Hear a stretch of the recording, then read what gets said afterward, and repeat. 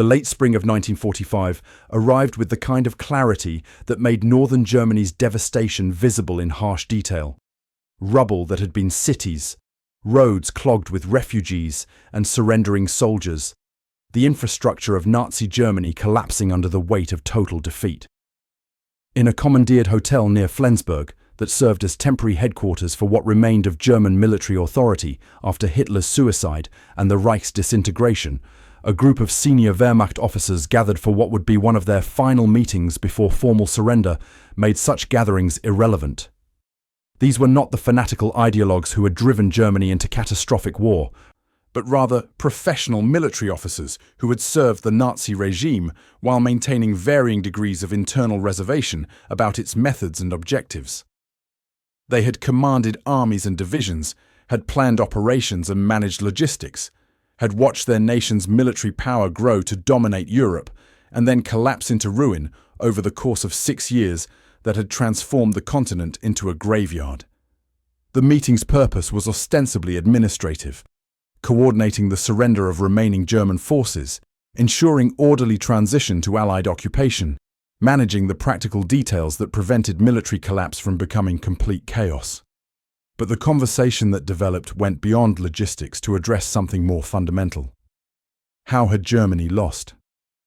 What had the Nazi leadership misunderstood about their enemies that had turned apparent early victories into comprehensive defeat?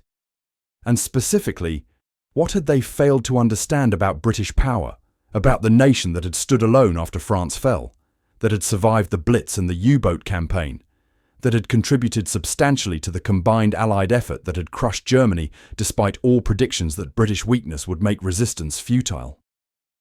The senior officer present was General Feldmarschall Wilhelm Keitel, chief of the Oberkommando der Wehrmacht, who would shortly be arrested and eventually executed at Nuremberg for war crimes. But in May 1945, he still commanded sufficient authority that his assessments carried weight among the officers who had served under his command structure. Keitel had been Hitler's military instrument, had executed orders that he knew were criminal, had subordinated military judgment to political ideology throughout the war. But he was not stupid, and he understood that Germany's defeat required explanation that went beyond simple bad luck or betrayal theories that Nazi propaganda was already constructing to avoid acknowledging fundamental failures. Keitel spoke with the kind of exhausted frankness that characterized men who had nothing left to lose, who recognized that careers were over and that history would judge them harshly regardless of what they said in private meetings. "We were wrong about Britain," he stated, the admission carrying weight precisely because it came from someone who had spent 6 years implementing policies based on assumptions about British weakness. Not wrong about some details of British military capability. Our intelligence adequately assessed their army size, their industrial capacity, their immediate military readiness in 1939 and 1940. We were wrong about something more fundamental. We misunderstood what sustained British power, what made them dangerous even when they appeared weak, what allowed them to survive when every rational calculation suggested they should have surrendered. The other officers in the room absorbed this assessment with varying reactions. Some nodded in agreement, having reached similar conclusions through their own experiences of fighting British forces or observing British responses to German actions. Others remained skeptical, more comfortable with explanations that attributed German defeat to material factors, American industrial production, Soviet manpower, strategic errors by Hitler, rather than to fundamental misunderstandings about enemy character and capabilities. But Keitel continued, developing his argument with the methodical precision that military training instilled even when the conclusions contradicted everything ideology had taught. The Führer believed that Britain was a declining empire sustained only by colonial exploitation, that British will to resist would collapse once France fell, that British leadership would recognise the logic of accommodation with Germany once continued resistance became costly. This belief was not simply Hitler's personal delusion, it was shared by most of us in this room, was reflected in our planning assumptions, was built into operational decisions that assumed British weakness in ways that proved catastrophically wrong. Keitel paused, perhaps recognising that admitting shared responsibility for strategic failures was professional suicide. then continued anyway, because accuracy mattered more than reputation when the war was already lost. We believed democratic societies lacked the cohesion necessary for sustained military effort, that British class divisions would fragment national unity under pressure, that parliamentary government was inherently weaker than authoritarian systems because it required consensus rather than command. Every one of these assumptions was wrong. Another officer, General Oberst Alfred Jodl, who served as chief of operations and would also be executed at Nuremberg, added his own assessment. The bombing campaign revealed our misunderstanding most clearly. We believed that destroying British cities would break civilian morale, would create political pressure for surrender, would demonstrate that continued resistance was futile. The Luftwaffe dropped thousands of tons of bombs on London, Coventry, other cities. Civilian casualties were substantial. Destruction was real. But British society did not fracture. There were no peace movements, no political collapse, no breakdown of order. Instead, British production increased, British military capability grew stronger, and British determination to continue fighting intensified rather than weakened. We had predicted one outcome and observed the opposite. But our leadership refused to adjust the assumptions that had produced incorrect predictions. The conversation continued through the afternoon as the officers processed their defeat by examining where their understanding of British power had failed. They discussed the Battle of Britain, where German air superiority had proven insufficient to prevent RAF survival and eventual recovery. They analysed the North Africa campaign, where British forces under Montgomery had defeated Rommel despite German tactical superiority in many engagements. They reviewed the Atlantic Battle, where U-boats had come close to cutting British supply lines, but had ultimately failed to prevent American reinforcement of Britain or British participation in the invasion of Europe. Each discussion revealed patterns that contradicted Nazi assumptions about British weakness. One officer, a logistics specialist who had managed supply operations for Army Group B, offered an observation about British organisational capacity. We believed that British class system created inefficiency, that aristocratic leadership was incompetent, that democratic institutions prevented effective decision-making. But when we examined British military logistics, how they managed supply chains from North America to Europe, how they coordinated combined operations across multiple theatres, how they sustained military operations while maintaining civilian morale, we found systems that functioned more effectively than many of our own. British officers came from different backgrounds than German officers, used different command styles, operated within different institutional frameworks, but they accomplished their objectives consistently and adapted to changing circumstances more flexibly than our doctrine permitted. The symbolic object that defined this meeting was neither weapon nor document, but rather the recognition itself, the admission by German military leadership that their understanding of British power had been fundamentally flawed, that Nazi ideology had produced strategic blindness that contributed directly to German defeat. Throughout the war, German planning had proceeded from assumptions about British weakness that evidence continuously contradicted, but that ideology prevented from being revised. British survival after Dunkirk was attributed to luck rather than capability. British success in North Africa was explained through material advantages rather than operational competence. British contribution to Allied victory was minimized as subordinate to American power rather than recognized as substantial independent achievement. But by May 1945, with Germany occupied and Nazi government dissolved, maintaining these comfortable fictions served no purpose except psychological defense against the reality of comprehensive defeat. Keitel returned to his central argument after the various officers had contributed their observations. The fundamental error was believing that authoritarian systems were inherently stronger than democratic ones, that command was more effective than consensus, that fear produced better results than voluntary cooperation. We built our entire military and political system on these assumptions. German soldiers fought from discipline and ideology, were told what to do and expected to obey, operated within rigid hierarchical structures that discouraged initiative below certain command levels. We believed this system was superior to British methods where soldiers understood why they fought, where junior officers exercised substantial autonomy, where the connection between military service and national values was based on shared belief rather than imposed ideology. Another officer challenged this assessment. But German soldiers fought extremely effectively throughout the war. Our combat performance was consistently strong even in defeat. How can we say the British system was superior when our system produced such capable military forces? The question was legitimate, reflecting the obvious fact that Wehrmacht performance had been formidable by any objective military standard, that German forces had achieved remarkable successes against larger Allied forces, that tactical and operational competence had characterized German military operations even when strategic direction was catastrophically flawed.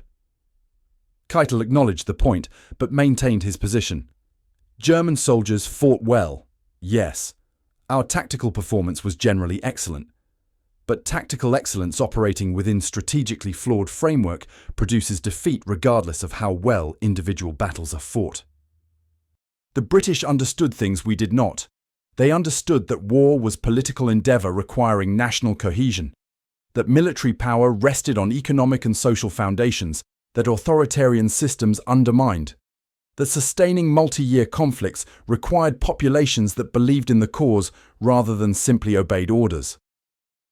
We won battles and lost the war. They survived early defeats and ultimately prevailed.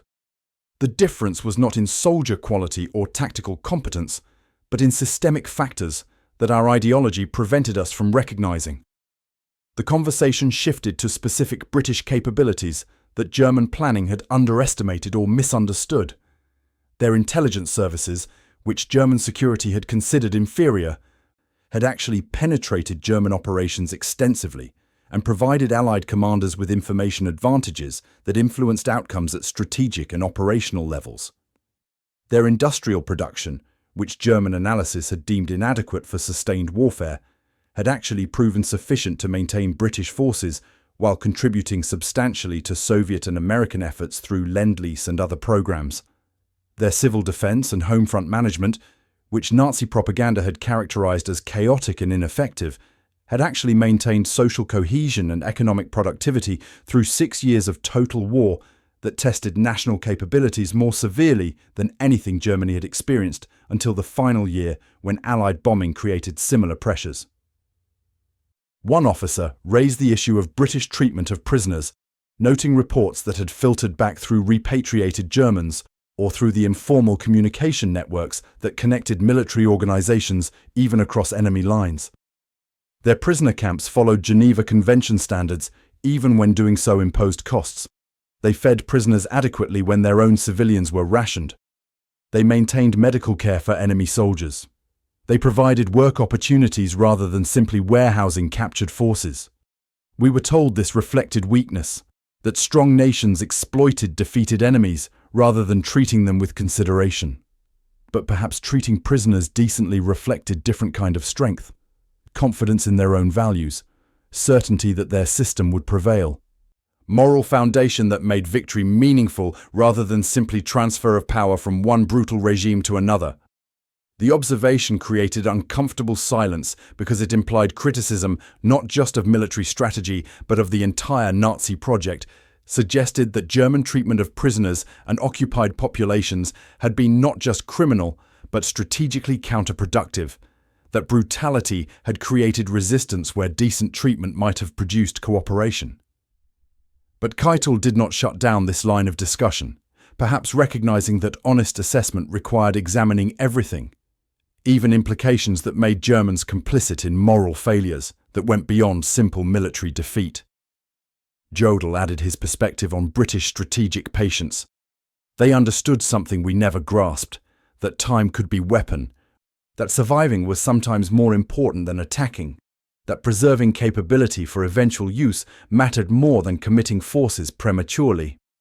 After Dunkirk, they could have attempted immediate return to continent, could have squandered their rebuilt forces in premature operations that would have failed. Instead, they waited, built strength, developed capabilities, chose moment for invasion carefully. We interpreted this patience as weakness, as inability to act decisively. Actually, it was discipline, strategic judgment, understanding that wars are won through sustained effort, rather than through dramatic gestures that ideology valued, but military reality punished. The meeting continued for several hours as the officers worked through their analysis of British power and German misunderstanding. They discussed British alliance management, how Churchill had maintained difficult partnership with Roosevelt and Stalin, how British diplomacy had constructed coalition that included nations with conflicting interests but shared commitment to defeating Germany.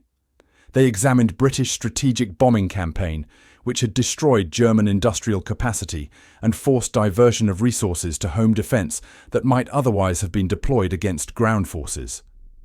They analysed British intelligence operations, code-breaking achievements, special operations that had disrupted German plans, and provided Allied commanders with advantages that influenced battles and campaigns. But underlying all these specific discussions was the larger recognition that Keitel had articulated at the meeting's beginning.